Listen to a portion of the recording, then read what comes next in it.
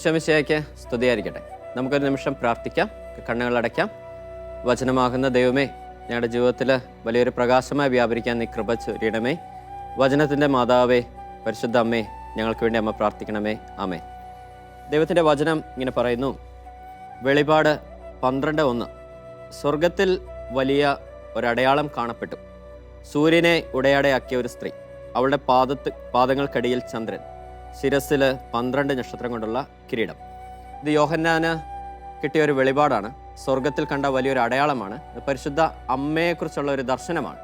സൂര്യനെ ഉടയാടയാക്കിയ സ്ത്രീ, പാദത്തിങ്കൽ ചന്ദ്രൻ, നക്ഷത്രങ്ങൾ കൊണ്ടുള്ള കിരീടം വെച്ച മാതാവ്. നമ്മൾ പലപ്പോഴും ഈ പരിശുദ്ധ അമ്മയുടെ ഈ സ്റ്റാച്ചു നമ്മൾ പലയിടത്തും കണ്ടിട്ടുണ്ട്. ഞാനിങ്ങനെ ഓർക്കുന്നുണ്ട്, കോട്ടയം വിമലഗിരി കത്തീഡ്രൽ, അവിടെ വിമലഗിരി മാതാവിൻ്റെ ഒരു സ്റ്റാച്ചു ഉണ്ട്. അത് ഈ വെളിപാട് 12:1 ബന്ധപ്പെട്ട സ്റ്റാച്ചു ആണ്. മാതാവിൻ്റെ പാദത്തിങ്കൽ ചന്ദ്രൻ, മാതാവിൻ്റെ കാപ്പ ഇങ്ങനെ സൂര്യൻ്റെ പ്രകാശത്തിൽ വെട്ടിത്തിളങ്ങുന്ന ഒരു കാപ്പയാണ്.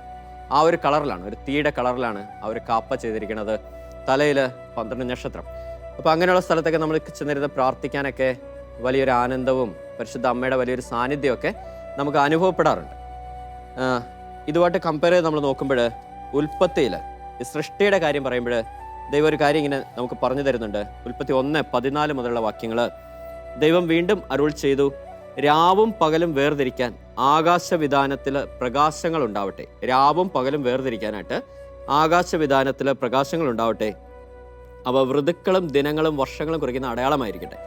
അവ ഋതുക്കളും ദിനങ്ങളും വർഷങ്ങളും കുറിക്കുന്ന അടയാളമായിരിക്കട്ടെ. ഭൂമിയിൽ പ്രകാശം ചൊരിയാൻ വേണ്ടി അവ ആകാശവിധാനത്തിൽ ദീപങ്ങളായി നിൽക്കട്ടെ. അങ്ങനെ സംഭവിച്ചു. ദൈവം 2 മഹാദീപങ്ങൾ സൃഷ്ടിച്ചു. പകലിനെ നയിക്കാൻ വലുത്, രാത്രിയെ നയിക്കാൻ ചെറുത്. നക്ഷത്രങ്ങളെയും അവിടുന്ന് സൃഷ്ടിച്ചു. പകലിനെ നയിക്കാൻ വലുത്, രാത്രിയെ നയിക്കാൻ ചെറുത് നക്ഷത്രങ്ങളെയും അവിടുന്ന് സൃഷ്ടിച്ചു. ഭൂമിയിൽ പ്രകാശം ചൊരിയാനും രാവിനെയും പകലിനെ നിയന്ത്രിക്കാനും വെളിച്ചത്തെ ഇരുളിൽ നിന്ന് വേർതിരിക്കാനും ദൈവം അവയെ ആകാശവിധാനത്തിൽ സ്ഥാപിച്ചു. അവ നല്ലതെന്ന് ദൈവം കണ്ടു. ഇതെന്തിന് സ്ഥാപിച്ചു എന്ന് ചോദിച്ചു കഴിഞ്ഞാൽ, അവ ഋതുക്കളും ദിനങ്ങളും വർഷങ്ങളും കുറിക്കുന്ന അടയാളങ്ങളായിരിക്കാനാണ് സ്ഥാപിച്ചത്. അപ്പം നമ്മുടെ ജീവിതത്തിൽ ഈ ഋതുക്കളും കാലങ്ങളും വർഷങ്ങളും ദിനങ്ങളും അതും ഈ പരിശുദ്ധ അമ്മയുമായിട്ട് ദൈവപിതാവ് ഇങ്ങനെ ബന്ധപ്പെടുത്തിയിരിക്കുന്നു. കാരണം ദൈവപിതാവ് പരിശുദ്ധ അമ്മയ്ക്ക് എന്തോ ഒരു ദൗത്യമുണ്ട് നമ്മുടെ ദിനങ്ങളുമായിട്ട്. എന്ന് വെച്ചാൽ നമുക്കറിയാം, ഇങ്ങനെ കാലഘട്ടങ്ങൾ പോകുന്നത് നമുക്കറിയാം. നമുക്ക് വേനൽക്കാലമുണ്ട്, മഴക്കാലമുണ്ട്, വസന്തകാലമുണ്ട്, മഞ്ഞുകാലമുണ്ട്, ഇങ്ങനെ പല പല കാലങ്ങളുണ്ട് അല്ലേ. വിൻ്റർ സീസൺ, സമ്മർ സീസൺ എന്നൊക്കെ പറഞ്ഞിട്ട് സീസൺസ് ഉണ്ട്. 4 സീസൺസ് ഉണ്ടെന്നാണ് പറയപ്പെടുന്നത്. അതുപോലെ തന്നെ നമുക്ക് നമ്മുടെ സഭയിലും ആരാധനക്രമത്തിലെ കാലങ്ങളുണ്ട് അല്ലേ. നോമ്പുകാലം, പിറവിക്കാലം, അതുപോലെ ഏലിയാ സ്ലീവ മൂശാക്കാലം, കൈത്താക്കാലം, പള്ളിക്കുദാശക്കാലം എന്നൊക്കെ പറഞ്ഞ കാലങ്ങൾ ഇങ്ങനെ പോകുന്നുണ്ട്. അപ്പം ഇത് ഓരോ കാലഘട്ടത്തിൽ ഈ നക്ഷത്രങ്ങളുടെയും ഇതൊക്കെ അനുസരിച്ചാണ് ഇത് ക്രമപ്പെടുത്തിയിരിക്കുന്നത്. അതുകൊണ്ടാണല്ലോ ജനുവരി 1 തൊട്ട് ഡിസംബർ 12 വരെ ഇങ്ങനെ ഓരോ ഇപ്പോൾ ഈ വെതർ ബ്രോഡ്കാസ്റ്റിംഗ് ഇവരൊക്കെ അതനുസരിച്ചാണ് ഈ വെതറൊക്കെ പ്രഡിക്റ്റ് ചെയ്യുന്നത്. ഇന്ന സമയത്ത് മഴയുണ്ടാവും. അത് ഈ നക്ഷത്രങ്ങളുടെയും ഇതെല്ലാം ഒരു വേരിയേഷൻസ് ഒക്കെ അനുസരിച്ച്, ഭൂമിയുടെയൊക്കെ ആ ഒരു വേരിയേഷൻസ് ഒക്കെ അനുസരിച്ചാണ് ഇവരിതൊക്കെ പ്രഡിക്റ്റ് ചെയ്ത് പറയുന്നത്. അപ്പോൾ നമ്മുടെ കാലഘട്ടത്തിലേക്ക് നോക്കുമ്പോൾ നമ്മുടെ ജീവിതത്തിൽ ഇത് നമ്മുടെ ജീവിതമായിട്ടൊന്ന് കമ്പയർ ചെയ്യുമ്പോൾ നമ്മുടെ ജീവിതത്തിൽ ഇതുപോലെ കുറേ കാലങ്ങൾ ഇങ്ങനെ കടന്നു പോകുന്നുണ്ട്. ഇതുപോലെ മഴക്കാലം, വേനൽക്കാലം എന്നൊക്കെ പറയുന്ന പോലെ തന്നെ നമ്മുടെ ജീവിതത്തിലും ആനന്ദത്തിൻ്റെ ഒരു കാലമുണ്ട്, വിഷമ സ്ഥിതിയിലൂടെ കടക്കുന്ന ഒരു കാലഘട്ടമുണ്ട്, ഒത്തിരി സഹനത്തിലൂടെ കടക്കുന്ന ഒരു കാലഘട്ടമുണ്ട് അല്ലേ. എന്തെങ്കിലും പ്രതിസന്ധിയിലൂടെ കടക്കുന്ന ഒരു കാലഘട്ടമുണ്ട്, രോഗത്തിൻ്റെ അവസ്ഥയിലൂടെ നമ്മൾ കടക്കുന്ന കാലഘട്ടമുണ്ട്. അങ്ങനെ പല പല കാലഘട്ടത്തിലൂടെ നമ്മളിങ്ങനെ കടന്നു പോകുന്നുണ്ട്. അപ്പോൾ ആ കാലഘട്ടവും ഈ പരിശുദ്ധ അമ്മയുമായിട്ട് ദൈവം എന്തോ വലിയ രീതിയിൽ ബന്ധപ്പെടുത്തിയിട്ടിരിക്കുന്നു. പരിശുദ്ധ അമ്മയ്ക്ക് അതിൻ്റെ മേലെ ഒരു കൺട്രോളുണ്ട്. ശരിക്കും ഇങ്ങനെ പറയാം, സൂര്യനെ ഉടയാടയാക്കിയ സ്ത്രീ, ചന്ദ്രനെ പാദത്തിങ്കിലാക്കിയ സ്ത്രീ. നമുക്കിപ്പം പകലിനെ നയിക്കുന്ന സൂര്യനാണ്. പകൽ നമുക്ക് 12 മണിക്കൂറുണ്ട് നമുക്കറിയാം. അതുപോലെ തന്നെ രാത്രിയെ നയിക്കുന്നത് ചന്ദ്രനാണ്. രാത്രിയും 12 മണിക്കൂറുണ്ട്. ഇപ്പം പകല് രാത്രി 12 മണിക്കൂർ പ്ലസ് 12 മണിക്കൂർ ഈക്വൽ ടു 24 hours ആണ്. അത് ഇൻറ്റു 365 ആണ് ഒരു വർഷം എന്ന് പറയുന്നത്. അപ്പോൾ നമുക്ക് ഒരു വയസ്സായി എന്നൊക്കെ പറയുമ്പോഴത്തേക്ക്, അല്ലെ 2 വയസ്സായി എന്നൊക്കെ പറയുമ്പോഴത്തേക്ക്, ആ 365 ദിവസം നമ്മൾ ജീവിച്ച് മുമ്പോട്ട് പോകുമ്പോഴാണ് ശരിക്കും പറഞ്ഞാൽ നമുക്ക് ഒരു വയസ്സായി എന്ന് കണക്കാക്കുന്നത്. കാരണം നമ്മുടെ ഒരു വർഷം 365 ദിവസമായിട്ടാണ് നിജപ്പെടുത്തിയിരിക്കുന്നത്. അപ്പം നമ്മുടെ ഒരു ആയുസിൻ്റെ ഒരു വർഷം എന്ന് പറയുന്നത് 365 ദിവസമാണ്. എന്ന് വെച്ചാൽ 365 പകലും 365 രാത്രിയും. ഇത് കൺട്രോൾ ചെയ്യുന്ന സൂര്യനും ചന്ദ്രനാണ് പുറമെ. ഇതുപോലെ തന്നെ നമ്മുടെ ആത്മീയ ജീവിതത്തിൽ, നമ്മുടെ ഭൗതിക ജീവിതത്തിൽ, നമ്മുടെ കുടുംബ ജീവിതത്തിൽ, നമ്മുടെ വളർച്ചയുടെ കാലഘട്ടങ്ങളിൽ നമുക്കും അല്ലേ 12 മണിക്കൂർ നമ്മൾ ജീവിക്കുന്നു. പകൽ നമ്മൾ ജീവിക്കുന്നു, രാത്രി നമ്മൾ റെസ്റ്റ് എടുക്കുന്നു. സാധാരണ അങ്ങനെയാണ്. ഇന്നത്തെ കാലഘട്ടത്തിൽ അതൊക്കെ ഒത്തിരി വ്യത്യാസം വന്നിട്ടുണ്ട്. ഇന്ന് രാത്രിയാണ് നമ്മൾ ജീവിക്കുന്നത്, പകലാണ് റെസ്റ്റ് എടുക്കുന്നത്. അപ്പോൾ അതിനൊക്കെ നമ്മൾ ഒരുപാട് വ്യത്യാസങ്ങൾ വന്നിട്ടുണ്ട്. എനിവേ നമ്മളൊരു കുറേ സമയം നമ്മൾ പുറത്ത് വ്യാപരിക്കും. മറ്റുള്ളവരുടെ ഇടയിൽ, നമ്മുടെ ജോലി മേഖലയിൽ, പഠന മേഖലയിലൊക്കെ നമ്മൾ വ്യാപരിക്കാറുണ്ട്. കുറച്ച് സമയം നമ്മൾ റെസ്റ്റ് എടുക്കാറുണ്ട്. അപ്പോൾ നമ്മൾ പുറത്ത് വ്യാപരിക്കുന്ന ആ ഒരു മേഖലയിലാണ് നമുക്ക് ഒത്തിരി കാര്യങ്ങൾ നമ്മൾ ആർജിച്ചെടുക്കുന്നത്. നമ്മുടെ അറിവുകൾ, നമ്മുടെ ബോധ്യങ്ങൾ, കൃപകൾ, ശുശ്രൂഷയിൽ നമ്മളെ കൃപാവരങ്ങൾ, ഇതൊക്കെ നമ്മൾ ആർജിച്ചെടുക്കുന്നത് നമ്മുടെ ഒരു അനുഭവത്തിൻ്റെ തലത്തിലാണ്. അത് നമ്മൾ വ്യാപരിക്കുമ്പോഴാണ്. അപ്പോൾ നമുക്ക് പകല് നമ്മളെ സൂര്യൻ നയിക്കുന്നു, രാത്രി ചന്ദ്രൻ നയിക്കുന്നു. അപ്പോൾ പകല് 12 മണിക്കൂർ, രാത്രി 12 മണിക്കൂർ, ഈക്വൽ ടു 24 hours. അത് എൻ്റെ 365 ആണ് 1 year എന്ന് പറയുന്നത്. അപ്പോൾ നമ്മുടെ ആയുസ്സിൽ ഒരു വയസ്സ് എന്നൊക്കെ പറയുന്നത് 365 ദിവസം നമ്മൾ ജീവിക്കുമ്പോഴാണ്. 365 പകൽ നമ്മൾ ജീവിക്കുന്നു, രാത്രി നമ്മൾ വിശ്രമിക്കുന്നു. എന്ന് വെച്ചാൽ 365 ദിവസം നമ്മൾ കുറേ കാര്യങ്ങൾ സ്വായത്തമാക്കി എടുക്കുന്നുണ്ട്. നമുക്ക് അറിവ്, നമ്മുടെ ബോധ്യങ്ങൾ, ജ്ഞാനത്തിൻ്റെ തോത്, നമ്മുടെ പ്രൊഫഷനിലെ വളർച്ച, കൃപാവരങ്ങൾ, ശുശ്രൂഷയിലെ വളർച്ച, അങ്ങനെ ഒത്തിരി കാര്യങ്ങൾ നമ്മൾ ആർജിച്ചെടുക്കുന്നുണ്ട്. അപ്പം ഇതും ഈ പരിശുദ്ധ അമ്മയും തമ്മിൽ വലിയൊരു ബന്ധമുണ്ട്. കാരണം പരിശുദ്ധ അമ്മയ്ക്ക് നമ്മൾ ഈ ആർജിച്ചെടുക്കുന്ന സമയമുണ്ടല്ലോ. ഇപ്പം ഫോർ എക്സാമ്പിൾ, നമ്മൾ പുതുതായിട്ടൊരു കമ്പനിയിൽ ജോലിക്ക് കയറി എന്ന് കരുത്. അപ്പോൾ ജോലി കയറി കഴിയുമ്പോൾ നമ്മൾ ആദ്യം കുറേ ജോലികളൊക്കെ ഏൽപ്പിക്കുന്നു. അപ്പോൾ ആദ്യം കുറച്ച് ട്രെയിനിങ്ങിൻ്റെ ടൈം ആയിരിക്കും. നമുക്കൊരു 3 months to 6 months നമുക്കൊരു ട്രെയിനിങ് പീരീഡ് ആയിരിക്കും. അപ്പോൾ ഈ ട്രെയിനിങ് പീരീഡിൽ നമുക്ക് കുറേ കാര്യങ്ങൾ പഠിക്കാനായിട്ടാണ് തരുന്നത്. അവരുടെ ഒരു വർക്കിംഗ് സ്ട്രാറ്റജി എങ്ങനെയാണ്, എന്തൊക്കെയാണ് അവർ ചെയ്യുന്നത്, അങ്ങനെ കാര്യങ്ങളൊക്കെ പഠിക്കാനായിട്ട് അനുവദിക്കുന്ന സമയമാണ്. അപ്പോൾ അവരിപ്പം കമ്പനി അതോറിറ്റീസൊക്കെ ആഗ്രഹിക്കുന്നത് നമ്മൾക്ക് 3 months അല്ലെ 6 months കൊണ്ടിട്ട് നമ്മൾ ആ കാര്യങ്ങളെല്ലാം പഠിച്ച് വെൽ എക്വിപ്ഡ് ആയിട്ട് നമ്മൾ തന്നെത്താൻ ഒരു കാര്യം ചെയ്യാനായിട്ടുള്ള ഒരു എബിലിറ്റിയിലേക്ക് കടന്നു വരണം.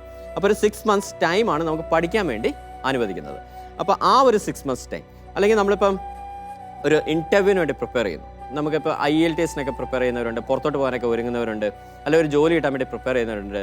അതുപോലെ ഇങ്ങനെ ഈ വാല്യൂ അഡീഷൻ ആയിട്ടുള്ള കോഴ്സൊക്കെ ചെയ്തിട്ട് ജോലിക്ക് പോകുന്നവരുണ്ട്, അല്ലെങ്കിൽ ഒരു പർട്ടിക്കുലർ ശുശ്രൂഷയ്ക്ക് വേണ്ടി ഒരുങ്ങുന്നവരുണ്ട്, ഒന്ന് പ്രാർത്ഥിച്ച് ഒരുങ്ങുന്നവരുണ്ട്. അപ്പം അങ്ങനെയൊക്കെ വരുമ്പോഴത്തേക്ക് അതിൻ്റെ ഒരു കാലഘട്ടം ഉണ്ടല്ലോ. ആ കാലഘട്ടത്തിൻ്റെ മേലെ പരിശുദ്ധ അമ്മയ്ക്ക് ഒരു കൺട്രോൾ ഉണ്ട്. കാരണം സൂര്യനെ ഉടയാടയാക്കി ചന്ദ്രനെ പാത്തിങ്കിലാക്കിയ സ്ത്രീക്ക് ഈ പകലിനെയും രാത്രിയെ നിയന്ത്രിക്കുന്ന പോലെ തന്നെ നമ്മുടെ ആത്മീയ ജീവിതത്തിൽ, നമ്മുടെ ഭൗതിക ജീവിതത്തിൽ നമ്മുടെ ഈ കാലഘട്ടത്തിനെ ചലിപ്പിക്കാനുള്ള ഒരു ശക്തി പരിശുദ്ധ അമ്മയ്ക്കുണ്ട്. കാരണം ഇപ്പോൾ ഫോർ എക്സാമ്പിൾ പറയുകയാണെങ്കിൽ, നമുക്കിപ്പോൾ ഒരു മാസമാണ് ഒരു ട്രെയിനിങ്ങിന് നമുക്ക് തന്നിരിക്കുന്നതെന്ന് വെച്ചോ. ഒരു 1 month ആണ്. ഇപ്പോൾ 30 days ട്രെയിനിങ് പീരീഡിലൂടെ നമ്മൾ കടന്നു പോയിക്കൊണ്ടിരിക്കുകയാണ്. അപ്പോൾ ഈ 30 ദിവസം കൊണ്ട് നമ്മൾ ഈ പഠിച്ചെടുക്കുന്ന കാര്യങ്ങൾ വേണമെങ്കിൽ പരിശുദ്ധ അമ്മയ്ക്ക് 3 ദിവസം കൊണ്ട് പഠിപ്പിക്കാൻ പറ്റും. കാരണം ഈ സൂര്യനെയും ഉടയടയാക്കി ചന്ദ്രനെ പാത്തെങ്കിലാക്കിയ സ്ത്രീക്ക് ഈ 12 hours + 12 hours 24 hours കൊണ്ടാണ് ഇത് കറങ്ങി ഒരു ദിവസം ആകുന്നത്. അതിനെ വേണമെങ്കിൽ 2.4 hours കൊണ്ട് കറക്കാം പരിശുദ്ധമേ. നമ്മുടെ ജീവിതത്തിലാണ്, ഇത് പുറത്തല്ല, നമ്മുടെ ആത്മീയ ജീവിതത്തിൽ ഇത് 2.4 hours കൊണ്ടിട്ട് വേണമെങ്കിൽ പരിശുദ്ധ അമ്മയ്ക്ക് കറക്കാൻ പറ്റും. അപ്പോൾ അങ്ങനെ വരുമ്പോൾ നമ്മളൊരു 10 ഇരട്ടി റാപ്പിഡായിട്ട് ഈ സംഭവം നമ്മൾ ലേൺ ചെയ്ത് പെട്ടെന്ന് എടുക്കുകയാണ്, പരിശുദ്ധ അമ്മയുടെ കൈക്ക് പിടിക്കുകയാണ്. ഇപ്പം ഞാൻ എൻ്റെ ജീവിതത്തിലൊക്കെ ഓർക്കുന്നുണ്ട്, ഞാനൊക്കെ ജപമാല ചൊല്ലി ആരംഭിച്ചത് ശരിക്കും പറഞ്ഞാൽ ഞാനൊരു അക്രൈസ്തവ കുടുംബത്തിൽ നിന്ന് മാമോസ സ്വീകരിച്ച് വന്നൊരു വ്യക്തിയാണ്. അപ്പോൾ ഞാൻ പഴയ സമുദായത്തിൽ തന്നെ ആയിരുന്നപ്പോൾ ഞാൻ കോളേജിൽ പഠിക്കുന്ന കാലഘട്ടത്തിൽ ഫസ്റ്റ് ഇയർ പഠിക്കുന്ന സമയത്ത് നിലയ്ക്കൽ തോമസ് ലീഗയുടെ തീർത്ഥാടന കേന്ദ്രത്തിൽ ഒരു ധ്യാനം കൂടാനിടയായി. അതാണ് എൻ്റെ ജീവിതത്തിൽ ആദ്യമായിട്ട് കൂടുന്ന ധ്യാനം അതാണ്. അന്ന് അവിടെ ഇങ്ങനെ ഒരു മണൽത്തിട്ടയുണ്ട്. അവിടെ ചെന്ന് എല്ലാവരും മുട്ടുകുത്തി ഈ ജപമാല ചൊല്ലി പ്രാർത്ഥിക്കും. അപ്പോൾ എൻ്റെ കഴുത്തിൽ ജപമാല കിടപ്പുണ്ട്. ചെറുപ്പം തൊട്ട് എനിക്ക് ഭയങ്കര ഇഷ്ടമാണ് ജപമാല കഴുത്തിലിടാൻ. പക്ഷേ ഇത് പ്രാർത്ഥിക്കാനൊന്നും എനിക്ക് അറിയത്തില്ല. ഇതെങ്ങനെയാണ് പ്രാർത്ഥിക്കേണ്ടത്, എങ്ങനെ ഉപയോഗിക്കേണ്ടതെന്നൊന്നും എനിക്കന്ന് അറിയില്ല. അന്ന് ഞാനിങ്ങനെ മുട്ടുകുത്തി ഈ ജപമാല എടുത്ത് ഇങ്ങനെ പ്രാർത്ഥിക്കാൻ തുടങ്ങി. നന്മ നിറഞ്ഞ മറിയമേ നിനക്ക് സ്വസ്തി. അപ്പോൾ അന്ന് ഒരു 203 മണി ജപവും അവിടെ നിന്ന് ചൊല്ലി, മുട്ടയെന്ന് ചൊല്ലി. അത് വല്ലാത്തൊരു അനുഭവമായിരുന്നു. അതിൽ പിന്നെ അമ്മയെ വിട്ട് ഒരു കേസിന് നമ്മൾ പോയിട്ടില്ല. അപ്പം ഈ ജപമാല ചൊല്ലി പ്രാർത്ഥിക്കാൻ തുടങ്ങി കഴിഞ്ഞപ്പോൾ എന്തോ വലിയൊരു ആശ്വാസമൊക്കെ ഉള്ളിൽ കിട്ടുന്ന പോലെ തോന്നി. പിന്നെ അതിങ്ങനെ ഒരു ബുക്കൊക്കെ വാങ്ങിച്ചു, നന്മ നിറഞ്ഞ മറിയമയൊക്കെ ചൊല്ലി പ്രാർത്ഥിക്കാൻ തുടങ്ങി, പഠിക്കാൻ തുടങ്ങി.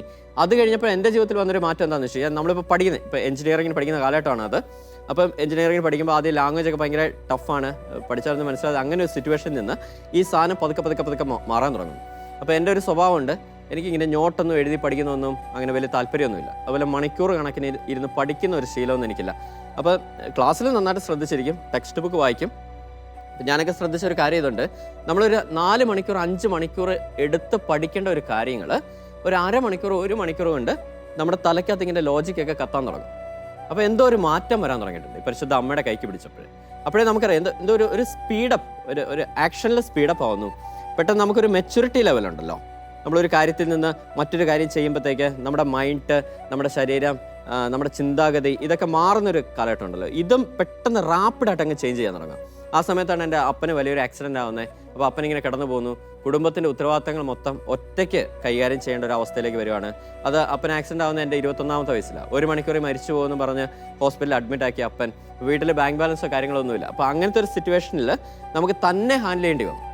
കാരണം എനിക്ക് പഠിക്കാനായിട്ടുള്ള പൈസ ഉണ്ടാക്കണം, അപ്പനെ നോക്കണം, പെങ്ങളെ ജസ്റ്റ് നേഴ്സിങ്ങിന് കയറിയതുള്ളൂ, അവളെ പഠിപ്പിക്കണം, അമ്മയെ നോക്കണം. അപ്പോൾ ഈ കാര്യങ്ങളെല്ലാം കൊണ്ടുപോകണം അല്ലേ. ഇപ്പം ഫ്രീ ആയിട്ട് ആരും നമുക്കൊന്നും തരത്തില്ലല്ലോ. അപ്പോൾ എല്ലാം നമ്മൾ തന്നെ ഓടേണ്ടി വരും. അപ്പോൾ ആ 21ാമത്തെ വയസ്സ് തൊട്ടിട്ട് ഒറ്റയ്ക്ക് ഓടാൻ തുടങ്ങിയ ഒരു വ്യക്തിയാണ് ഇന്നും ഓടിക്കൊണ്ടിരിക്കുന്നത്. അപ്പോൾ ആ ഓട്ടത്തിൻ്റെ ഇടയ്ക്ക് നമുക്ക് ഒത്തിരി കാര്യങ്ങൾ പെട്ടെന്ന് റാപ്പിഡായിട്ട് ചെയ്യാൻ സഹായിച്ചുകൊണ്ടിരുന്ന പരിശുദ്ധ അമ്മയുടെ വലിയൊരു മാധ്യസ്ഥമാണ്. അമ്മ ഇതിങ്ങനെ കറക്കാൻ തുടങ്ങും. ഈ നമ്മുടെ കാലചക്രത്തെ ഭയങ്കര സ്പീഡപ്പ് ചെയ്യാൻ തുടങ്ങും. അതാണ് ഈ കാനായിലെ കല്യാണ നാളിൽ സംഭവിച്ചത്. കാരണം യേശു പറയുന്നുണ്ട് എനിക്ക് സമയമായിട്ടില്ല. കാരണം എന്നാന്ന് ചോദിച്ചാൽ സമയമായിട്ടില്ലെന്ന് പറഞ്ഞു കഴിഞ്ഞാൽ ഇപ്പം അമ്മ പറയുന്നുണ്ട് അവൻ പറയുന്ന നിങ്ങൾ എന്താണെന്ന് വെച്ചാൽ ചെയ്യാൻ. കാരണം അവൻ പറയുന്ന കാര്യം നമ്മുടെ ജീവിതത്തിൽ നമ്മൾ ചെയ്യുന്നില്ല.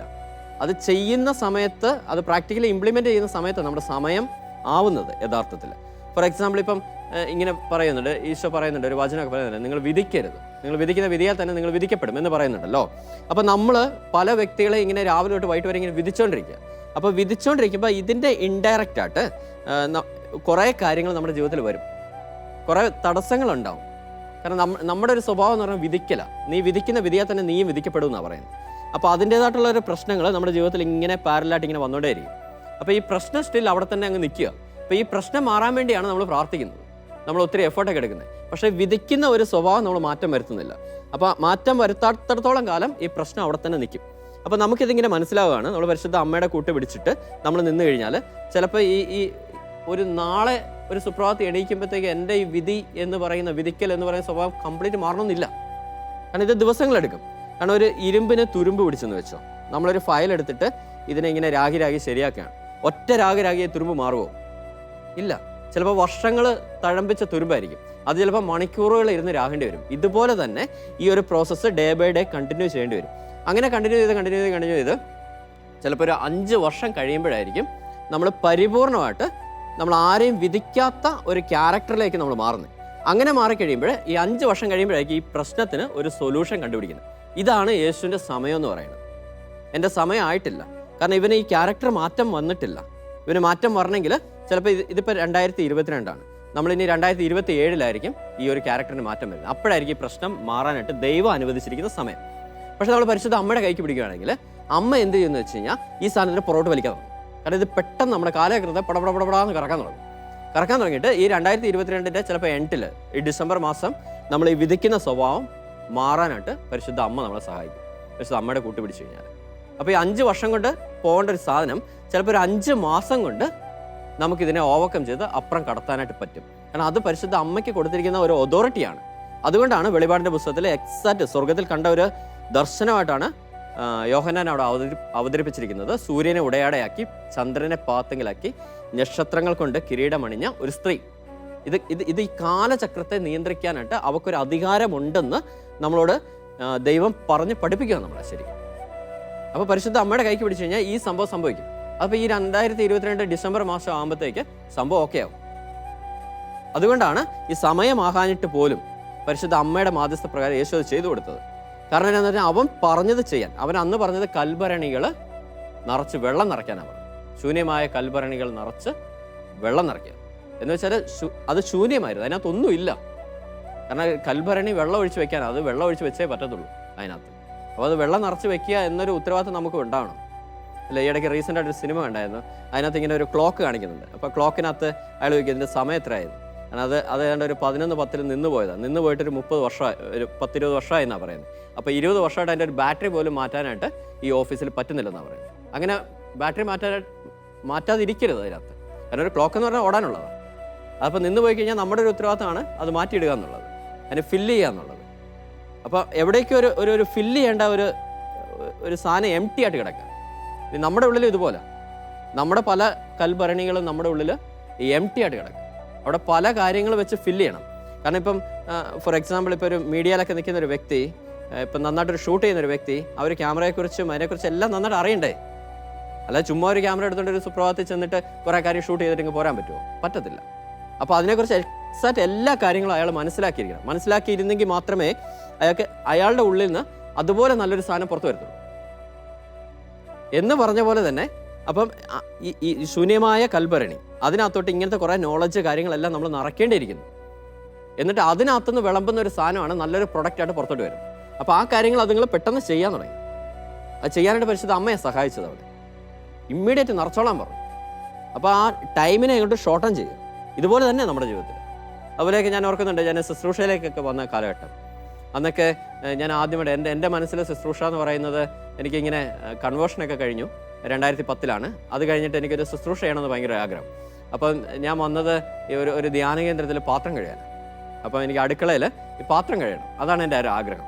അങ്ങനെ അവിടെ വന്നപ്പോഴത്തേക്ക് ആ ധ്യാനഗുരു എന്നോട് പറഞ്ഞു, പാത്രം ഒന്നും കഴിയണ്ട, ചെന്ന് മധ്യസ്ഥ പ്രാർത്ഥന ഇരുന്ന് പ്രാർത്ഥിച്ചോളാൻ പറഞ്ഞു. അപ്പോൾ അവിടെ ചെന്നപ്പോൾ ഇങ്ങനെ മെറ്റിലെ നിന്ന് എല്ലാവരും മുട്ടുകുത്തി ജവമാല ചൊല്ലി പ്രാർത്ഥിക്കും. അപ്പോൾ അവിടെ അങ്ങനെ ഒരു സാഹചര്യത്തിൽ ആദ്യമായിട്ട് മെറ്റിലെ നിന്ന് പ്രാർത്ഥിക്കാൻ തുടങ്ങി. അത് കഴിഞ്ഞപ്പോഴത്തേക്ക് ഒരു 10 മിനിറ്റ് ഒരു ടെസ്റ്റ് മണിയൊക്കെ പറയാൻ തുടങ്ങി. പിന്നെ പെട്ടെന്നുള്ളൊരു വളർച്ചയാണ്. ശരിക്കും പരിശുദ്ധ അമ്മയുടെ കൈക്ക് പിടിച്ച് തന്നെയാണ് അത് വളരുന്നത്. അതുപോലെ നമ്മുടെ പ്രൊഫഷനിൽ ഇപ്പോൾ ജോലിക്കൊക്കെ കയറി നമ്മൾ പുതുതായിട്ടൊരു ഉത്തരവാദിത്തം ഏൽപ്പിച്ചു. അപ്പോൾ 2 ആഴ്ച ടൈം ഞാനിടും. എന്നെ ഒരു പുതുതായിട്ടൊരു ഉത്തരവാദിത്തം ഏൽപ്പിച്ചു കഴിഞ്ഞാൽ, ഇപ്പോൾ ഒരു 10-13 വർഷമായിട്ട് വർക്ക് ചെയ്യുവാണ്. അപ്പോൾ ഒരു പുതുതായിട്ട് നമ്മളെ ഒരു ഉത്തരവാദിത്തം ഏൽപ്പിച്ചു കഴിഞ്ഞാൽ നമ്മൾ എന്ത് ചെയ്യുന്ന പറഞ്ഞാൽ 2 ആഴ്ച ഒന്ന് ഗ്യാപ്പ് ഇട്ടിട്ട് 2 ആഴ്ച ഒരു പ്ലാൻ ഉണ്ടാക്കും. ഈ പ്ലാൻ ഉണ്ടാക്കുന്ന പരിശുദ്ധ അമ്മയുടെ കൂട്ടുപിടിച്ചിട്ടാണ്. ഇതെങ്ങനെ എക്സിക്യൂട്ട് ചെയ്യാം, ഇതെങ്ങനെ പോകാം, എങ്ങനെ റിപ്പോർട്ട് ഉണ്ടാക്കാം, ഈ കാര്യങ്ങളെല്ലാം ഒരു പ്ലാൻ ആക്കിയിട്ട് 2 ആഴ്ച കഴിഞ്ഞൊരു മീറ്റിംഗ് ഇട്ടിട്ട് സംഭവം എക്സിക്യൂട്ട് ചെയ്ത് ആ സാധനം അങ്ങ് ഇംപ്ലിമെൻറ്റ് ചെയ്യും. അത് ഇമ്മീഡിയറ്റ് തന്നെ നമുക്ക് റിസൾട്ട് വരും. നമ്മുടെ കുടുംബത്തിൻ്റെ ഒരു വളർച്ച, ഓരോ കാര്യങ്ങൾ ഹാൻഡിൽ ചെയ്യുന്ന വിധം, അതുപോലെ സംസാരിക്കുന്ന രീതി, ഒരു ആറ്റിറ്റ്യൂഡ് ലെവൽ, കാര്യങ്ങൾ ഇതെല്ലാം റാപ്പിഡായിട്ട് അങ്ങ് ചേഞ്ച് ചെയ്യും. ഇമ്മീഡിയറ്റ് ആണ്. അത് പരിശുദ്ധ അമ്മയുടെ വലിയൊരു സാന്നിധ്യം കൊണ്ടാണ്. കാരണം പരിശുദ്ധ അമ്മയ്ക്ക് അങ്ങനെ ഒരു കഴിവ് ദൈവം കൊടുത്തിട്ടുണ്ട്, ഈ കാലചക്രത്തെ ചലിപ്പിക്കാനായിട്ട്. ഇത് സ്ലോ ആക്കാനും ഒക്കെ പറ്റും. എന്ന് വെച്ചാൽ ഒരു ദൈവവിശ്വാസം ഇല്ലാത്തൊരു വ്യക്തിക്ക് ചിലപ്പോൾ 2.5 വർഷം കൊണ്ട് വളരേണ്ടത് 25 വർഷം എത്തിയാലും വളരില്ല. പിടികിട്ടുന്നുണ്ടോ? അപ്പോൾ കർത്താവിൻ്റെ ഒരു ദൈവവിശ്വാസം ഇല്ലാത്തൊരു വ്യക്തിക്ക്, പരിശുദ്ധ അമ്മയുടെ ഒരു ഭക്തി ഇല്ലാത്തൊരു വ്യക്തിക്ക് 2.5 വർഷം കൊണ്ട് വളരേണ്ടത് 25 വർഷം ആയാലും ചിലപ്പോൾ നടക്കില്ല ചില കാര്യങ്ങളൊക്കെ. ചിലരുടെ ജീവിതത്തിൽ അങ്ങനെയുണ്ട്. കാരണം ദൈവം വലിഞ്ഞു കയറി വന്ന് ഒന്നും ചെയ്യത്തില്ല കേട്ടോ. അവനെ ക്ഷണിച്ചു കഴിഞ്ഞാൽ അമ്മ, ഇതുപോലെ തന്നെ പരിശുദ്ധ അമ്മയുടെ കാര്യത്തിൽ അമ്മയെ ക്ഷണിച്ചു കഴിഞ്ഞാൽ അമ്മ വന്ന് കാര്യങ്ങളെല്ലാം ഭംഗിയായിട്ട്.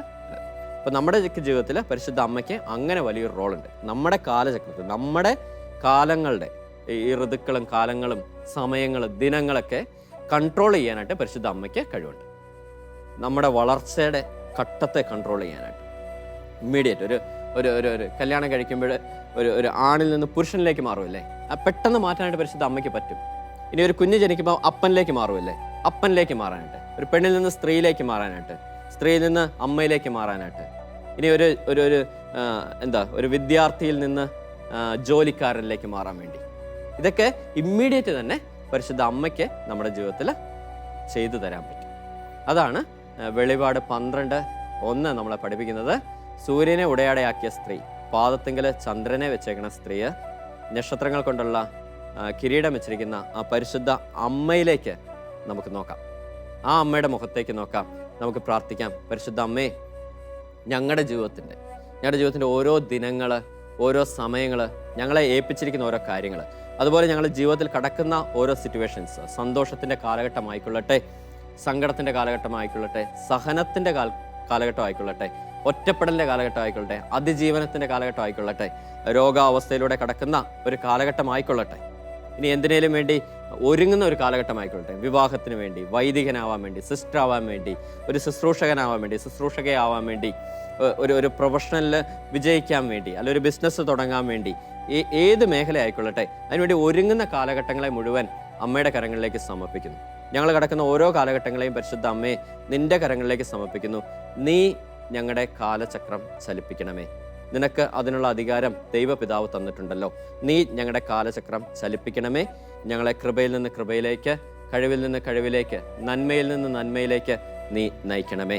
ഞങ്ങളുടെ കുഞ്ഞു മക്കളെയൊക്കെ സമർപ്പിച്ച് പ്രാർത്ഥിക്കുന്നു. പ്രത്യേകിച്ച് ഞങ്ങളുടെ കുടുംബങ്ങളിലായിരിക്കുന്ന കുഞ്ഞു മക്കളെയൊക്കെ സമർപ്പിക്കുന്നു. അവരുടെ ഒരു ജ്ഞാനത്തിൻ്റെ വളർച്ച, കൃപയുടെ വളർച്ചയൊക്കെ അമ്മേ നീ നിയന്ത്രിക്കണമേ, നീ കാത്തുകൊള്ളണമേ. നിന്റെ നീലക്കാപ്പയാൽ പൊതിയണമേ. നന്മ നിറഞ്ഞ മറിയമേ സ്വസ്തി, കർത്താവ് നിന്നോടുകൂടെ സ്ത്രീകൾ നീ അനുഗ്രഹിക്കപ്പെട്ടവളാവുന്നു. നിന്റെ ഉദരത്തിൻ ഫലമായി ഈശോ അനുഗ്രഹിക്കപ്പെട്ടവനാവുന്നു. പരിശുദ്ധ മറിയമേ തമ്പുരാൻ്റെ അമ്മേ, പാപികളായ ഞങ്ങൾക്ക് വേണ്ടി ഇപ്പോഴും ഞങ്ങളുടെ മരണസമയത്തും തമ്പുരാനോട് അപേക്ഷിച്ചുള്ളമേ. ആമേൻ.